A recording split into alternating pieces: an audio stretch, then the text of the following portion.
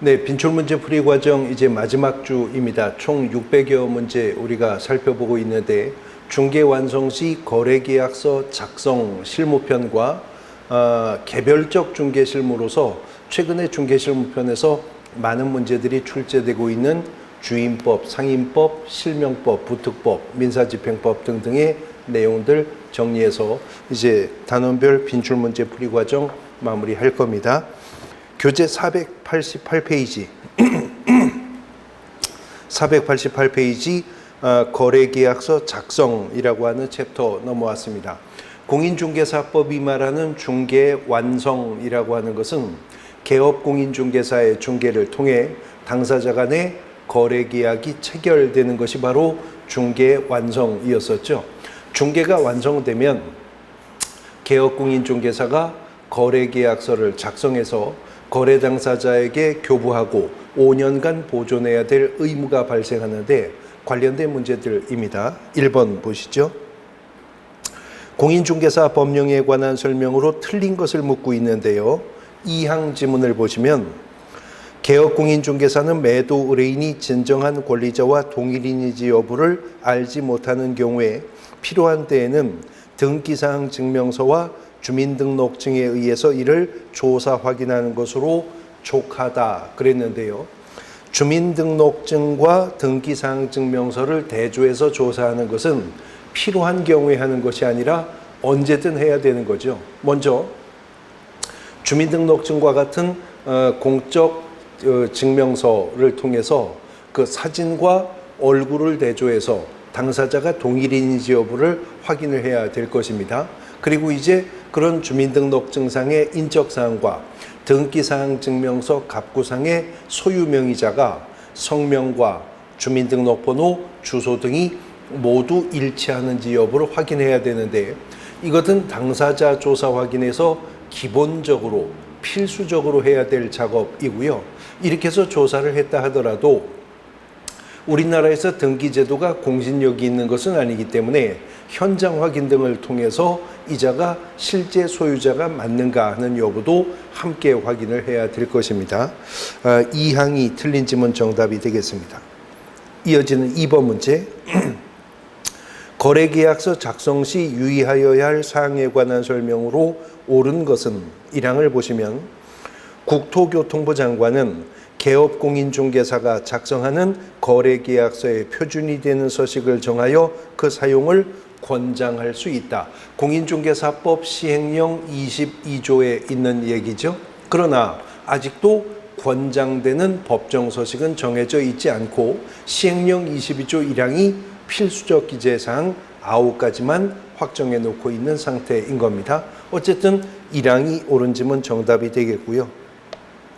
2항 계약은 방식을 요하지 아니하므로 개업공인중개사가 중개를 완성한 경우에도 개업공인중개사는 반드시 거래계약서를 작성해야 하는 것은 아니다. 작성해야죠. 중개가 완성되어 당사자 간의 거래계약이 체결되면 개업공인중개사는 당사자의 요구가 없다 하더라도 거래계약서를 작성하여 서명 및 날이 난 후 거래 당사자에게 교부하고 그 원본, 사본 또는 전자문서를 5년간 보존해야 될 의무가 발생합니다. 이 의무 이행을 위반했을 때에는 업무정지 처분의 대상이 될 것이고요. 3항 개업공인중개사가 거래계약의 체결을 알선한 때에는 반드시 개업공인중개사가 계약서에 거민을 신청해야 된다.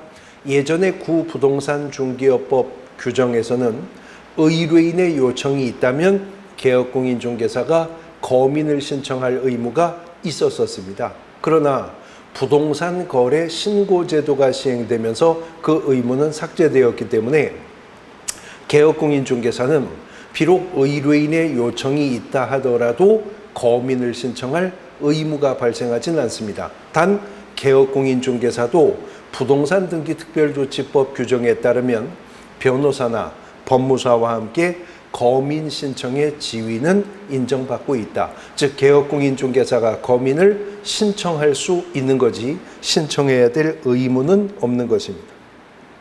사항 공인중개사 법령에는 계약서에 대한 거민 신청 시 필요적 기재사항을 규정하고 있다.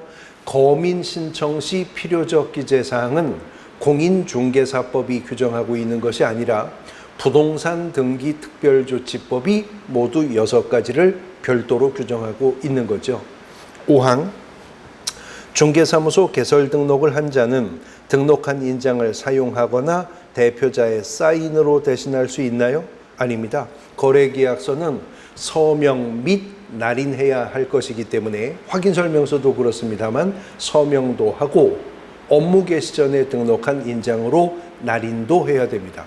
서명했다고 날인하지 않거나 날인했다고 서명하지 않았을 경우에는 개업공인중개사는 업무 정지 처분의 대상이 될 것이고요. 소속 공인중개사가 해당 중개행위를 했는데도 서명이나 날인하지 않았을 경우에는 그 소속 공인중개사는 자격 정지의 대상이 되게 될 것입니다. 1항이 옳은 지문 정답이 되겠고요. 이어지는 3번 문제 보겠습니다. 개업공인중개사의 중개로 거래가 이루어져 매매계약서를 작성하는 경우 매매계약에 관한 비용의 규정을 두고자 한다. 이에 관한 설명으로 틀린 것은 매매 비용에 관한 문제인 것인데요. 이 항을 보시면 강행 규정이므로 당사장의 약정사항이 아니다. 약정사항이죠. 즉 공증비용, 측량비용, 감정평가비용, 문서작성비용 이러한 부동산 거래에서의 매매비용은 균분주의를 취하는 것이 원칙입니다만 당사자 간의 합의에 의해서 공증비용은 매도인이 부담하기로 한다거나 측량 비용을 매수인이 전액 부담키로 한다거나 감정평가 비용을 매도인과 매수인이 7대3 비율로 부담키로 한다거나 이런 약정에 의해 달리 정할 수 있는 사항이죠. 이 항이 정답이 되겠습니다. 4번 문제. 중개완성 시 거래계약서 작성과 관련된 설명으로 옳은 것을 묻습니다. 1항 제곱미터당 가격은 중개완성 시 개업공인중개사가 거래계약서에 항상 기재해야 된다? 그런 의무가 있지는 않죠. 단 총거래 금액을 기재할 때 이러한 단위 면적당의 금액을 함께 기재해 준다면 나중에 면적으로 인해서 당사자 간의 이행 과정에서 분쟁이 발생했을 때 감액 청구권 행사를 용이하게 할 수 있는 장점이 있을 뿐이지 반드시 단위 면적당의 금액을 기재해야 되는 것은 아니고요. 일반적인 부동산 거래는 수량 매매보다는 필지 매매 방식으로 이루어지는 것이 보편적이기 때문에 그렇습니다. 2항 거래계약서에 개업공인중개사 및 당사자가 서명 및 날인을 하지 않아도 계약의 성립에는 영향을 미치지 않는다. 이 항이 옳은 말이죠. 계약의 성립은요, 어떤 계약이든 청약과 승낙의 자유로운 의사가 합치가 되었다면 그 의사 표시의 합치로 계약은 이미 유효하게 성립되는 것이기 때문입니다. 이 항이 옳은 지문 정답이고요. 3항 개업공인중개사는 부동산의 거래 당사자는 아니지만 그가 중개한 거래 당사자를 대신하여 거래계약서에 서명 및 날인해야 한다. 개업공인중개사의 중개행위는 대리인의 대리행위와는 달리 대리인은 본인을 위하여 대리인 자신이 직접 서명 날인을 하죠. 법률행위를 하게 될 것입니다. 그러나 중개라고 하는 것은 당사자들이 법률행위를 성사할 수 있도록 보조하고 조력하는 사실행위이기 때문에 개업공인중개사가 당사자를 대신하여 서명 및 날인하는 건 아닙니다. 당연히 거래계약서에는 거래 당사자들이 서명 날인을 하게 될 것인데 알선한 개업공인중개사가 서명 및 날인을 별도로 하도록 하는 규정이 있을 뿐입니다. 그 다음 4항 개업공인중개사에 의하여 부동산 거래가 성립되더라도 그 거래계약서는 당사자가 작성하고 이에 개업공인중개사가 서명 및 날인한다? 아닙니다. 거래계약서 작성 의무부터가 개업공인중개사의 의무사항인 것이죠. 5항 현재는 법정서식이 없지만 국토교통부 장관이 표준서식을 정하게 되면 사용해야 하나요? 국토교통부 장관은 중개완성 시 개업공인중개사가 작성하는 거래계약서에 표준이 되는 서식을 정하여 사용을 권장할 수 있다라고 되어 있죠. 강제할 수 있는 것이 아니기 때문에 시행규칙 개정을 통해서 거래계약서 필수적 기재사항이 정해진다 하더라도 이를 사용해야 할 의무는 없는 것입니다. 2항이 옳은 지문 정답이 되겠습니다. 5번 문제. 거래계약서 작성에 관한 설명으로 틀린 것을 묻고 있는 문제인데요. 2항 지문을 보시면 비록 거래 당사자의 합의가 있다 하더라도 서면에 의하여 거래계약서를 작성하지 아니하면 계약은 성립하지 않는다. 앞선 문제 해설과 같은 해설이 나올 수밖에 없죠. 계약의 성립은 청약과 승낙의 의사가 합치가 되었다면 이미 성립하게 됩니다. 계약서를 작성하지 않아도 합의가 있었다면 이미 계약은 유효하게 성립되는 겁니다. 6번 문제. 부동산 거래 계약서에 관한 설명으로 옳은 것은 1항 개업공인중개사가 거래계약서 작성 의무를 위반한 경우 자격이 취소된다. 거래계약서 작성 의무, 교부 의무, 보존 의무 위반은 업무정지 처분 사유에 불과하다고 했죠. 단 거래 금액 등을 허위로 기재하거나 서로 다른 둘 이상의 계약서를 작성했다면 등록이 취소될 수는 있습니다. 상대적 등록 취소 사유에 속하게 됩니다. 자격 취소 사유는 아닌 겁니다. 2항 거래계약서의 원본, 사본 또는 전자문서는 3년이 아니라 5년간 보존하도록 하고 있었던 거죠. 3항 중개대상물에 관하여 중개의뢰가 있는 때에는 지체 없이 작성한다. 중개의뢰 시 작성하는 게 아니고 거래계약서는 말 그대로 거래계약이 체결되어 중개가 완성이 되었을 때 작성하는 문서인 거죠. 4항 개업공인중개사는 중개의뢰인의 요청이 없는 경우에도 거래계약서에 거민을 신청해야 한다. 의뢰인의 요청이 있는 경우라 하더라도 거민 신청은 의무가 아니라고 했었습니다. 5항 개업공인중개사가 등록한 인장을 사용하지 아니한 경우 등록관청은 6개월의 범위 안에서 기간을 정하여 업무의 정지를 명할 수 있다. 인장 관련 위반은 개업공인중개사는 업무정지, 소속공인중개사라면 자격 정지의 대상이었었죠. 5항이 옳은 지문 정답이 되는 것입니다. 7번 문제. 거래계약서 작성에 있어 개업공인중개사가 유의해야 할 설명으로 옳은 것을 물었는데요. 1항 미성년자와 거래를 할 때에는 반드시 그의 법정 대리인과 계약을 체결해야 한다. 반드시 그런 것은 아닌 것이 만 19세에 달하지 아니한 자, 미성년자는 민법상 제한 능력자이죠. 단독으로 유효하게 법률 행위를 행할 수 없는 것이 원칙입니다. 원칙이에요. 그러나 미성년자라 하더라도 혼인한 미성년자는 민법이 성년 의제합니다. 법률행위 능력 인정해 준다는 거죠. 또 미성년자라고 하지만 법정 대리인의 동의가 있었을 때 영업의 허락을 받았을 경우에 단독으로 유효하게 법률행위 할 수 있는 예외가 인정이 됩니다. 2항 등기사항 증명서상의 소유자와 실제 소유자가 다른 경우에는 등기사항 증명서상의 소유자와 계약을 체결해야 된다? 아니죠. 부동산 등기부가 공신력 있는 거 아니기 때문에 실제 권리자와 등기사항 증명서 갑구상의 소유명의자가 다르다면 실제 권리자가 거래 당사자가 되도록 해야 될 것입니다. 3항 계약 내용은 반드시 서면에 의해서 작성하고 공법상 이용 제한 사항을 기재해야 된다. 공법상 이용 제한 및 거래 규제에 관한 사항은 거래계약서와 함께 작성하는 확인 설명서의 기재 사항이지 거래계약서 필수 기재 사항은 아니었던 거죠. 4항 합유인 재산에 대해서 계약을 체결할 때에는 합유자 전원의 동의 여부를 확인해야 한다. 4항이 옳은 지문 정답이 되죠.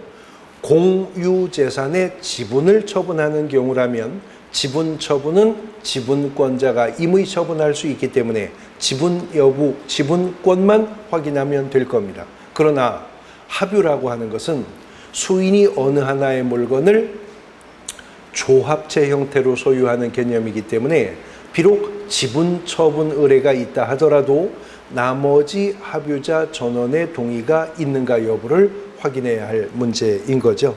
4항이 정답입니다. 5항, 건물의 경우에 하자담보 책임에 관하여 계약서에 명시하지 않으면 절대적으로 하자담보 책임을 물을 수가 없기 때문에 반드시 계약서에 명시해야 된다. 그 이유에 관한 설명이 틀렸습니다. 담보 책임은 법정 책임이기 때문에 계약서에 담보 책임에 관한 구체적인 특약이 없었다 하더라도 매도인은 법정 책임으로서의 담보 책임은 지게 될 것입니다. 단 그 범위와 기준을 구체화할 필요가 있기 때문에 계약서에 명시를 하는 것이죠. 또 담보 책임은 법정 책임이기는 하지만 임의 규정에 불과하기 때문에 만일 매도인이 매수인과 합의해서 계약서의 특약으로 매도인의 담보 책임은 면하기로 한다라는 등의 담보 책임 배제 특약이 있었다면 그에 의해서 면하게 될 수는 있을 것입니다. 그러나 계약서에 담보 책임에 관한 약정이 없다는 이유로 매도인이 담보 책임을 면하게 되는 것은 아니다라고 하는 거죠. 4항이 옳은 지문 정답입니다.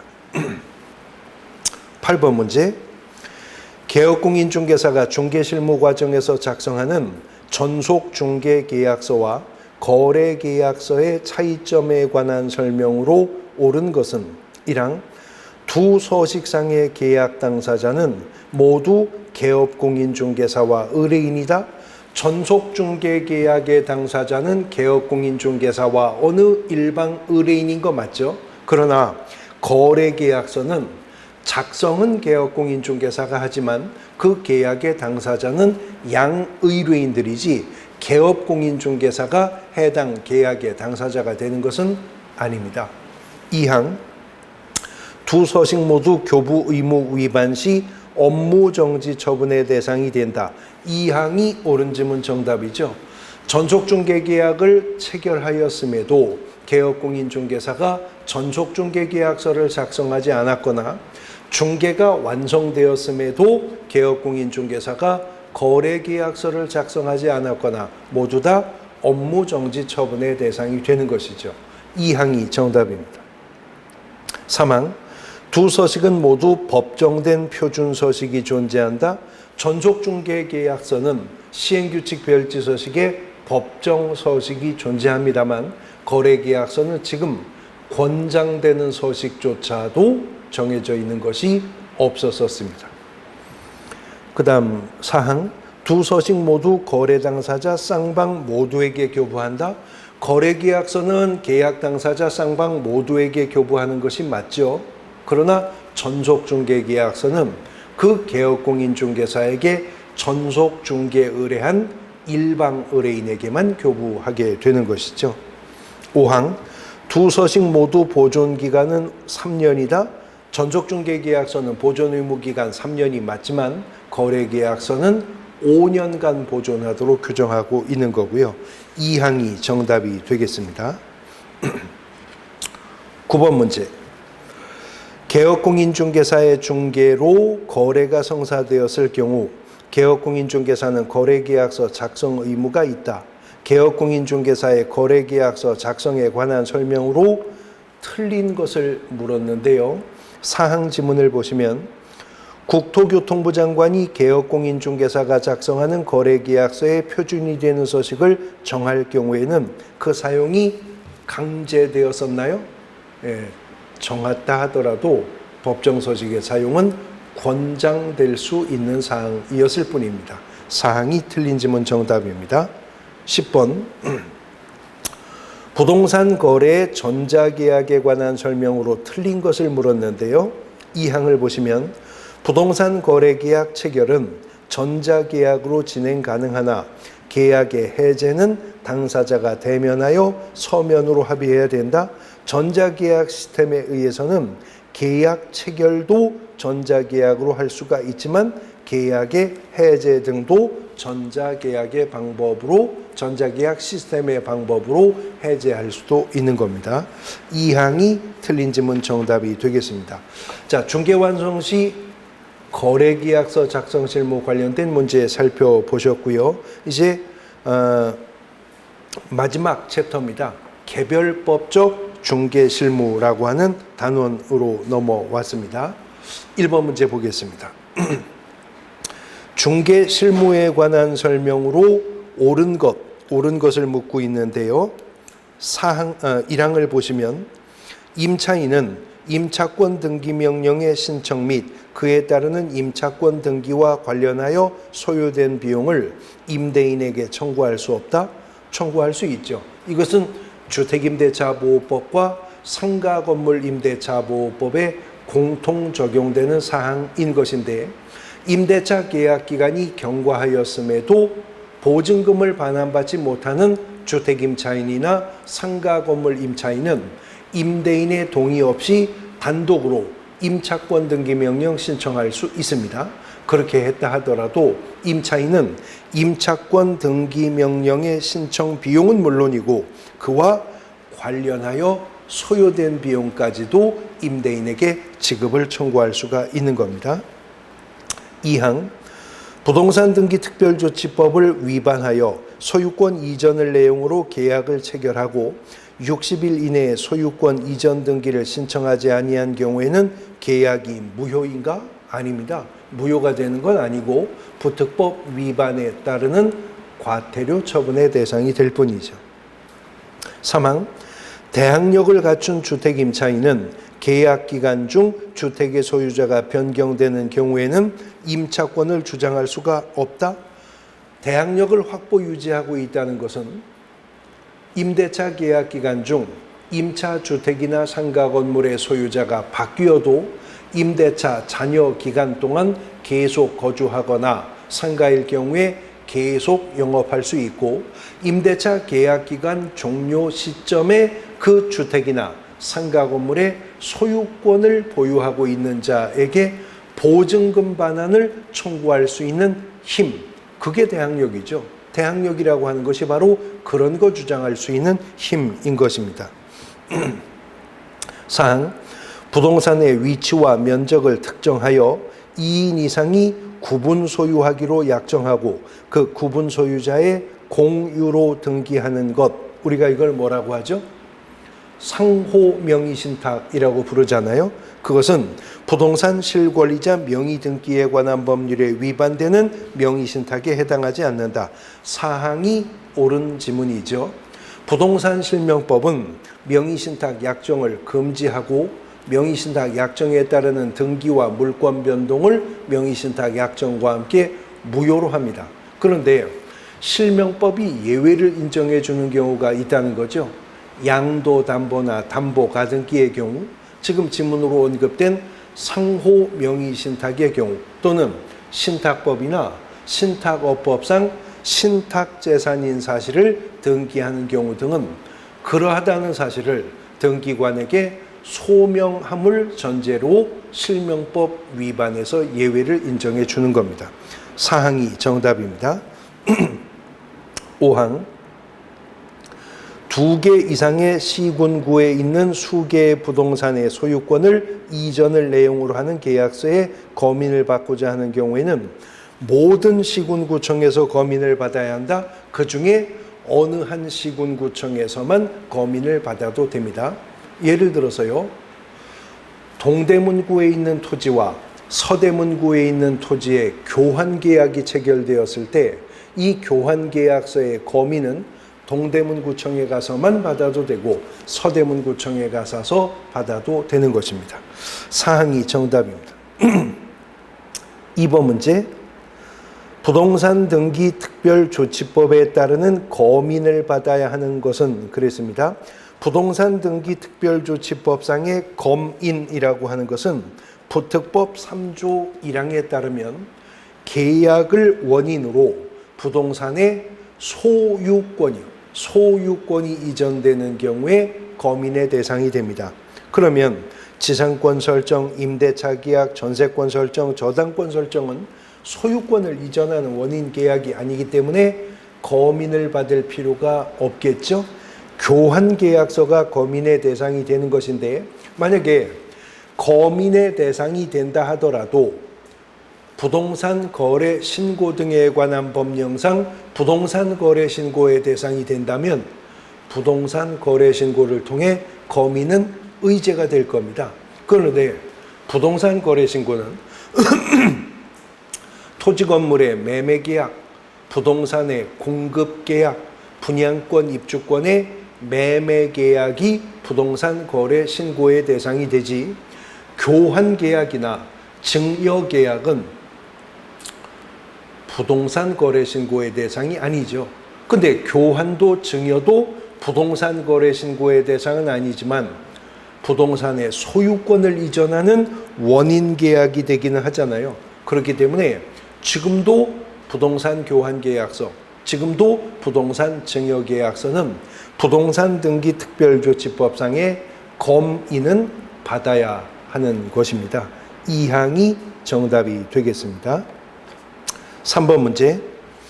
부동산 등기 특별조치법령상 계약서에 대한 검인 신청 제도에 관한 설명으로서 틀린 것을 묻고 있는데요. 사항 지문을 보시면, 사항, 주택임대차 계약의 경우에 임대인과 임차인, 목적 부동산 및 계약 연월일을 계약서에 기재하여 검인을 신청해야 한다. 검인은 계약을 원인으로 부동산의 소유권이 이전될 때 검인을 받는 것이기 때문에 임대차 계약서에는 검인을 받을 이유가 없게 되는 거죠. 이어지는 4번 문제입니다. 검인계약 제도에 관한 설명으로 옳은 것을 묻는 문제인데요. 1항, 2개 이상의 시군구에 있는 수개의 부동산을 거래하는 경우에 그 중에 1개의 시군구를 관할하는 시장군수구청장에게 검인 신청을 할 수 있는 거지 그렇게 하여야 하는 건 아닙니다. 틀린 지문이고요. 2항, 검인 신청에 대한 검인 기관은 시장군수구청장이 되며 시장 등이 읍면동장에게 검인 권한을 위임하고자 하는 때에는 지체 없이 관할 등기소장의 승인을 받아야 한다. 승인사항은 아니고요. 검인 권한을 시군면자에게 위임할 것인지는 검인권자인 시장군수구청장의 재량 사항인데, 위임을 한 때에는 지체 없이 그 뜻을 관할 등기소유자에게 통보해 주면 되는 것일 뿐입니다. 3항, 검인 신청을 할 때에는 계약서 원본 또는 판결서 등의 정본과 그 사본 2통을 제출하는 것이 원칙인데, 2개 이상의 시군구의 부동산을 거래한다면 시군구 수에 하나를 더한 사본이 제출되어야 할 것입니다. 3항이 정답이고요. 4항, 검인 신청을 받은 시장군수구청장은 계약서상의 실질적 내용을 심사한 후 지체 없이 검인을 하여 검인 신청인에게 교부해야 된다. 부특법상 검인권자인 시장군수구청장은 실질적 심사권이 없습니다. 형식적 심사권만 가지고 있는 거죠. 5항, 매매, 명의신탁, 해지약정, 공유물, 분할계약, 소유권 이전 청구권의 보존가 등기 신청하는 경우 검인 신청 대상이다. 부동산의 소유권이 이전되는 원인계약에서만 검인의 대상이 됩니다. 근데 매매계약은요, 검인의 대상이 되죠. 부특법 규정에서 보면. 그러나 토지건물 매매계약은 부동산 거래 신고를 피할 수가 없어요. 부동산 거래 신고를 하게 되면 검인은 의제되기 때문에 토지매매계약서, 건물매매계약서는 실제로 검인 받아야 할 경우는 발생하지 않을 겁니다. 부동산 거래 신고로 이미 검인이 의제가 될 것이니까요. 5번, 부특법에 따르는 소유권 이전, 보존, 등기, 신청 의무에 관한 설명으로 틀린 것을 물었는데요. 5항을 보시면 계약을 원인으로 부동산의 소유권 이전 계약을 체결하면 계약 취소 해제 무효인 경우에도 일단은 60일 이내에 소유권 이전 등기 신청해야 한다. 이미 계약이 무효되거나 취소되거나 해제 등이 되었다면 거민은 신청할 필요도 없고 소유권 이전 등기 신청할 필요도 없게 될 것이죠. 5항이 정답이 되겠습니다. 개별적 중개실무 중 부동산 등기 특별조치법 관련된 문제 보셨고요. 이제 부동산 실권리자 명의 등기에 관한 법률에 관한 문제들 펼쳐지고 있습니다. 쉬었다가 보도록 하겠습니다.